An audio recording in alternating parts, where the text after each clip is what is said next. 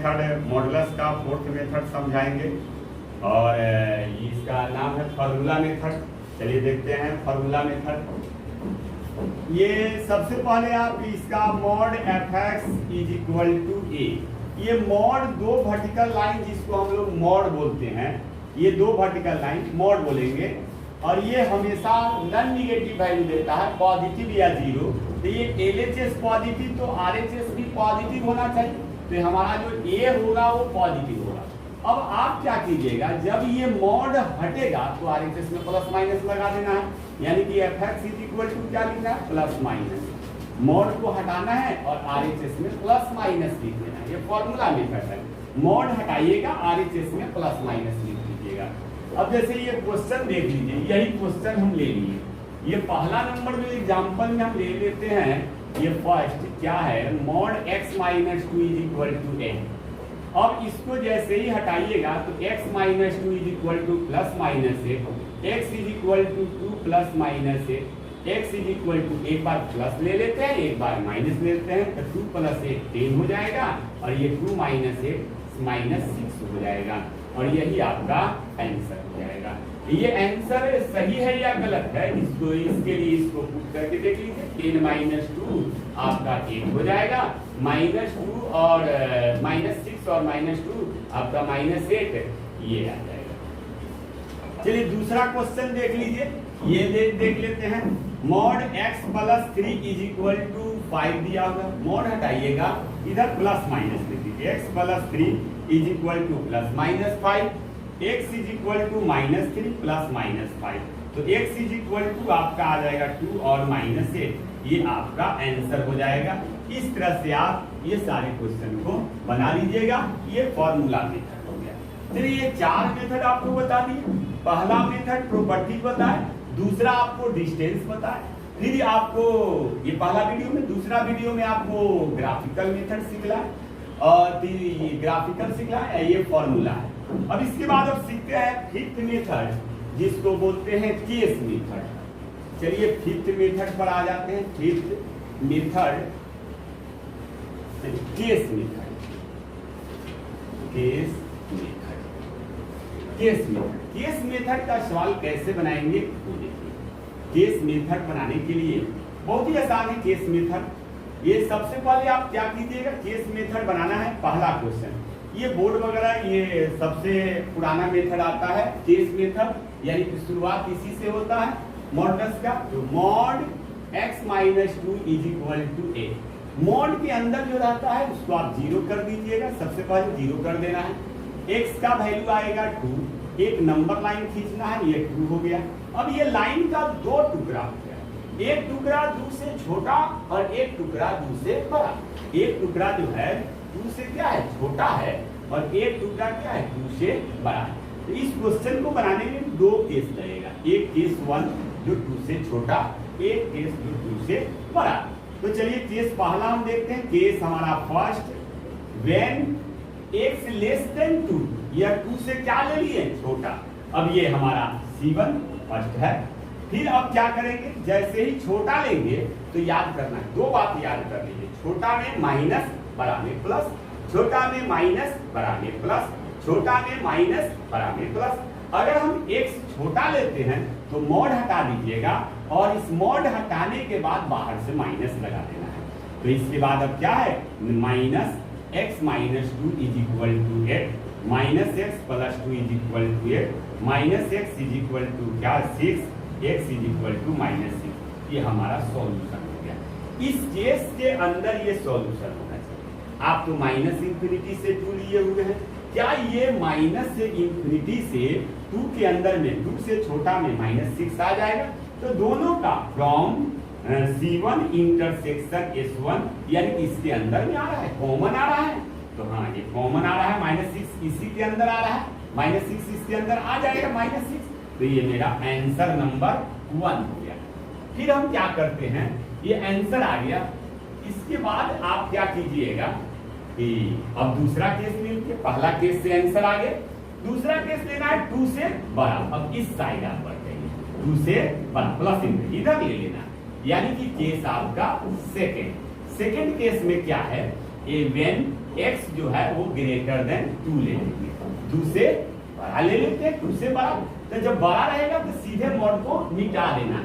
Then आप क्या कीजिएगा, x minus 2 equal to 8, x is equal to 10।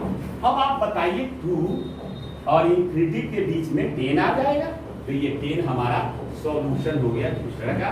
ये केस 2 हो गया, दोनों में कॉमन वैल्यू आ गया, दोनों का हम कॉमन ले लेते हैं फ्रॉम C2 इंटरसेक्शन S2।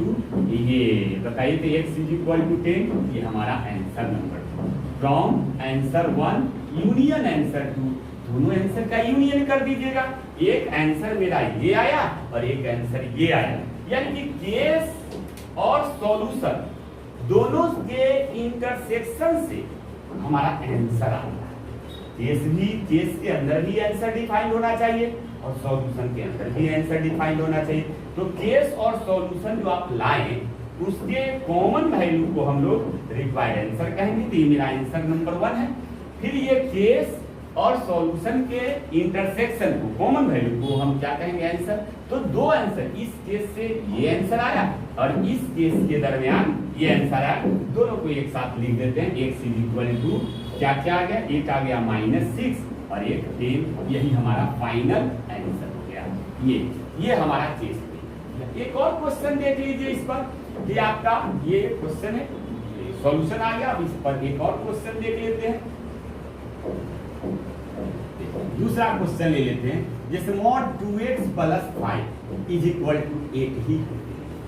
आप क्या कीजिएगा, सबसे पहले ये मॉड के अंदर वाले को 0, इसको इसके अंदर जो है इसको 0 कर देना है। 0 करिए तो आ जाएगा -5/2। अब इस लाइन का ब्रेक हो गया, दो टुकड़ा में बन गया, एक C1, एक केस C1, दूसरा केस C2, दो टुकड़ा हो गया। इसके बाद आप क्या कीजिएगा, अब देख लीजिए, फिर केस लेंगे। केस हमारा ये first case when x less than -5/2, यानी कि हम -5/2 से छोटा लिए हैं, ये हमारा C1 पहला केस हो गया। छोटा के लिए क्या बताएं, माइनस लगा दीजिएगा मॉड हटा के, तो बाहर से देन माइनस लगाते, माइनस ये 2x + 5 इज इक्वल टू 8। अब मल्टीप्लाई कर देते हैं तो -2x - 5 इज इक्वल टू 8। अब बताइए तो -2x is equal to 13, x is equal to -13/2, ये सॉल्यूशन नंबर। बताइए तो इसके अंदर में -13/2 आ जाएगा। ये दोनों का जो कॉमन वैल्यू होगा, ये दोनों का इंटरसेक्शन कर दीजिएगा और यही आपका आंसर आ जाएगा। जैसे अब ये केस और सॉल्यूशन का इंटरसेक्शन कर दीजिए फ्रॉम C1 इंटरसेक्शन S1, दोनों का इंटरसेक्शन देखिए क्या आ जाएगा, x इज इक्वल टू -13/2। ये मेरा आंसर नंबर 1 आ गया। फिर अब केस ये पहला तो हमारा कंप्लीट हो गया।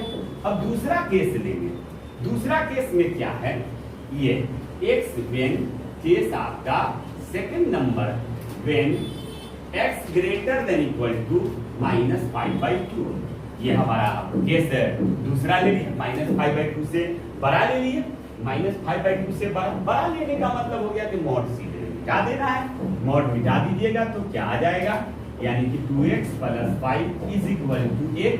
अब यहाँ से हो जाएगा 2x + 5 इज इक्वल टू ये 8 है, तो 2x is equal to 3, x is equal to 3/2 यह आ जाएगा।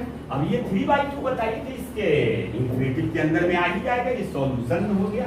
इस C1 और ये सॉल्यूशन नंबर 2, दोनों का intersection from C1 intersection C2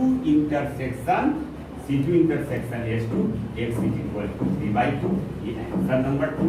दोनों answer from answer 1 union answer 2, एक आंसर क्या आ गया -13/2 और दूसरा आ गया 3/2, ये मेरा रिक्वायर्ड आंसर हो गया। तो ये केस मेथड से आप क्वेश्चन को बना सकते हैं और इजी वे में बन जाएगा। देख लीजिए, पहले आप क्या करना है, मॉड है इसको 0 करना है, 0 करके एक नंबर लाइन खींचकर सजा दीजिएगा। जितना टुकड़ा में बटेगा उतना ब्रेक हो जाए, उतना केस 2 टुकड़ा में आ गया, तो ये केस 1 केस 2, एक -5/2 से छोटा ले लेंगे, छोटा के लिए मॉड हटा के माइनस लगा देना है। कैलकुलेशन वगैरह करके सॉल्यूशन लाना है, केस और सॉल्यूशन का इंटरसेक्शन कर देना है, जो आंसर आ जाएगा। फिर अब -π/2 से बड़ा लेना है, बड़ा लेकर और मॉड बड़ा लीजिएगा तो सीधे मॉड मिटा दीजिएगा और ये लिख लीजिएगा, कैलकुलेशन करके सॉल्यूशन आएगा, केस और सॉल्यूशन का इंटरसेक्शन आपका आंसर आ जाएगा, दोनों आंसर को लिख दीजिएगा, आपका फाइनल आंसर आ जाएगा। तो ये रहा आपका केस मेथड। फिफ्थ मेथड, एक मॉड के सवाल को आप 5 मेथड से बना सकते हैं। या तो आप उस क्वेश्चन को प्रॉपर्टी मेथड से बनाइए, या डिस्टेंस मेथड से बनाइए, या फॉर्मूला मेथड से बनाइए, फिर ग्राफ मेथड से बनाइए, या केस मेथड से बनाइए। 5 मेथड से आप सॉल्यूशन कर सकते हैं। और प्रत्येक वीडियो में एक एक इंटरेस्टेड चीज आपको डालते जाएंगे, आप देखते जाइए, एंजॉय कीजिए और हमारे वीडियो को लाइक और सब्सक्राइब जरूर कीजिए। एक बार देखिए, सिलेक्ट कीजिए और देखिए आप